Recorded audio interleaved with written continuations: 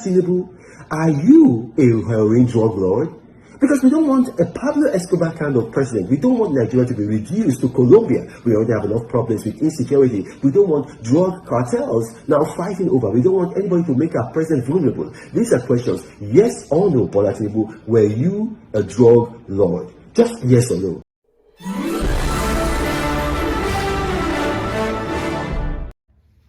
Viewers and subscribers, welcome back again. This is BVI Channel 1, where we tell you undiluted truth. The nomination of Reno Omokri and FFK, among others, have raised a lot of doors since it happened. It took President Tinubu, the master strategist in quotes, 3 years to come up with Reno Omokri as a non-career ambassador. It took him 3 years to come up with the name of Fani Kayode, former Minister of Aviation, as a non-career ambassador. 3 years to come up with the name of former governor of Abia State, Igbazu. Okay. But Nigerians are yet to understand the game and strategy of Tinubu. First, on one hand, bringing them closer to humiliate them, like making them eat their words and later dish them, or strategic control of your enemies, just like the Robert Greene's 48 laws of power. The second law is to bring your friends close and your enemies closer, because friends can be lured by envy to betray you, but enemies will do anything possible to prove their loyalty. I think that is the master truth for Tinubu, trying to bring people who have ruined him and make a public statement that really questions his character. Tinubu, Halloween, Tinubu, wrong. Tinubu, Halloween, Tinubu, wrong. Tinubu, Halloween, Tinubu, wrong. Tinubu,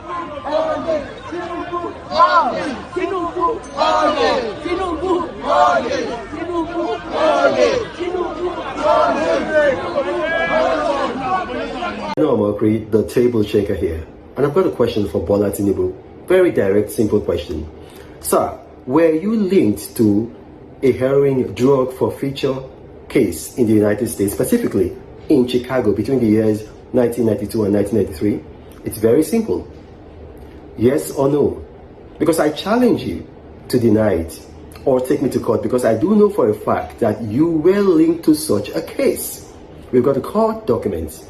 And the question to Nigerians is this: can we afford to be led by a man with a known drug past? Heroin, of all drugs, one of the most damaging drugs. Think about how such a man will be vulnerable to foreign intelligence services, to mafia crime families and other organized criminal organizations. We cannot afford to have such a vulnerable president. So it's a question we have to ask ourselves. Look at the man. Can he pass a drug test if it's given to him by the National Drug Law Enforcement Agency? You know, so these are questions, pertinent questions that we need to ask, because he's not contesting to be the governor or president of his father's compound. He's contesting to be your president, to be my president, and we have the right to ask these pertinent questions because we are all involved. So Bola Tinubu, again, were you linked with a heroin drug forfeiture case in the United States in Chicago between the years 1992 and 1993? Very simple question. Because if you're not, I challenge you to take me to court. Thank you for watching. God bless you. Now, the problem is not all about appointing these guys and bringing them close. The bigger problem for not just Tinubu, but the entire government is the international community, the way they look at Nigeria as a country. Having this charade of individuals, these characters, these charlatans, these unstable individuals, manning strategic, very sensitive and important positions in government in Nigeria. Tell me who will trust Nigeria and who will hold Nigeria for anything valuable as a country. That is the big problem. You see, while they brought the names of these people at the National Assembly, I believe even after his, Reno Omokri claiming that he will never take and accept anything coming from Tinubu's government. If Bwala Tinubu approaches you to work with him, would you? It will never happen. Okay, which one? Which of the scenarios? Him approaching you or you accepting to work with him? Oh my gosh, I don't want to betray privilege. Somebody from Bwala Tinubu's camp has already reached out to me, and I told the person that, look, it cannot happen. I can't do it. It's just against my principles. I'm not. Some people can do that. It's not in my DNA. I can't do it. It's never going to happen. It's never going to happen. I wish Bwala Tinubu well if he eventually is sworn in and then the courts uphold his victory. But I can never work with him. How many of you remember Mike Arnold, the guy Reno Omokri brought in to do his usual propaganda that backfired? Since after the nomination, the guy has not only reminded the Senate about Reno Omokri, the dangers of appointing him or nominating him as an ambassador for Nigeria. Look at what he reminded Reno Omokri here. He said, where Reno posted, I thank God Almighty for this nomination and look forward to serve my fatherland and humanity. I am particularly grateful to the President and Commander-in-Chief of the Armed Forces, His Excellency Bwala Ahmed Tinubu, for his visionary and exemplary leadership. The President has taught me the meaning of forgiveness and has helped me better understand what patriotism entails. In short, Christ-likeness is demonstrated in him.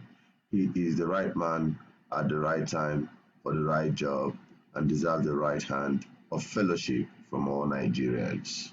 I wonder how these guys flip up to become exactly what they condemn. I wonder how these guys sleep. Just like myself, I've said it over time here. Anytime you see me support APC candidate, even if that person is an angel, then know that I am equally as bad as these people. It's unthinkable. It's unthinkable. But you know what? You know these guys, like I say, it is political prostitution. Money for hand, back for ground. And go they wire them. I'm saying this on live TV. What? No, put that thing down. Let me address. What type of stupid question is that? What type of stupid question is that? Bankrolling who? Do you know who you are talking to? I will not take any questions from this man. What type of insulting question is that? Which bankroll? To do what? Who can give me money for anything? Who do you think you are talking to? Sorry, sir. Bankroll what? Go and report yourself to your publisher. Bankroll what? Please don't insult me here. Okay, I don't want to take any questions from this man. Very I could see from your face before you got here how stupid you are. Don't ever talk to me like that. Who do you think you're talking to? Bankroll who? You think that I'm one of those ones you'll be from who? From how? When? Where? How? You have a small mind. Very small mind. Don't judge me by your own standards. I've been in politics since 1990. I'm not one of these politicians you think will just come. I've been locked up how many times by this government? Suffered. I've been persecuted. Unlike most of the politicians you follow for brown envelope. You. Don't ever judge me by that standard. I spend, I don't take. And I'm not a poor man. I've never been and I will never be. Bankroll how? Don't ever suggest that to me. That is exactly what Tinubu is doing with these two, especially FFK and Reno Omokri. You recall that some years ago, the former managing director of Alpha Beta lodged a petition at the EFCC against the former governor of Lagos State and now a presidential candidate of APC, Asiwaju Ahmed Bola Tinubu. The petition involves massive corruption and misappropriation of funds belonging to the government of Lagos State, abuse of official office, conflict of interest. You would also recall that most recently, information circulated in the media space about a drug conviction on the Asiwaju Bola Ahmed Tinubu by a court in Chicago, Illinois, in the United States of America, which led to him forfeiting over $400,000, like a conviction, and then he paid for the sentence on that conviction. You know also, because we raised that recently, that the candidate of All Progressives Congress, Asiwaju Bola Ahmed Tinubu, and his people created a militia. This is the first time in the history of Nigeria we're seeing a political party creating a militant arm leading to election. Is the federal government negotiating with terrorists? So this is a difficult question, I must tell you. There was a time federal government was negotiating. And I think that Rufai once talked about a national policy at that time when they said both state and federal government can be in a situation where they will have to negotiate, because if your duty is to preserve the life of people and citizens of Nigeria are in danger and negotiation is the only way to save them and you have to save them, then you have to do all that you need to do to save them at that time.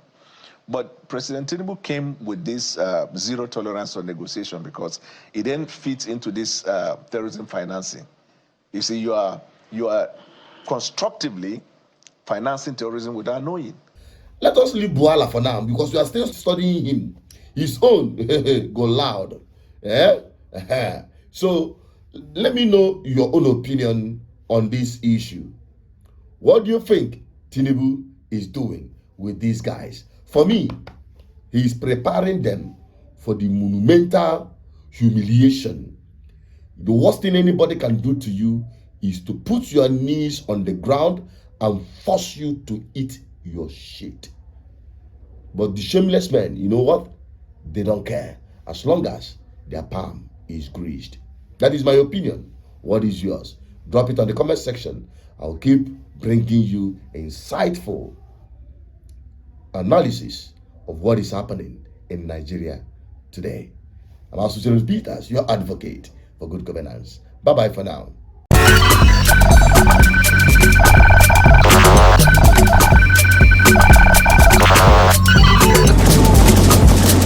GGN, uniting the people for good governance.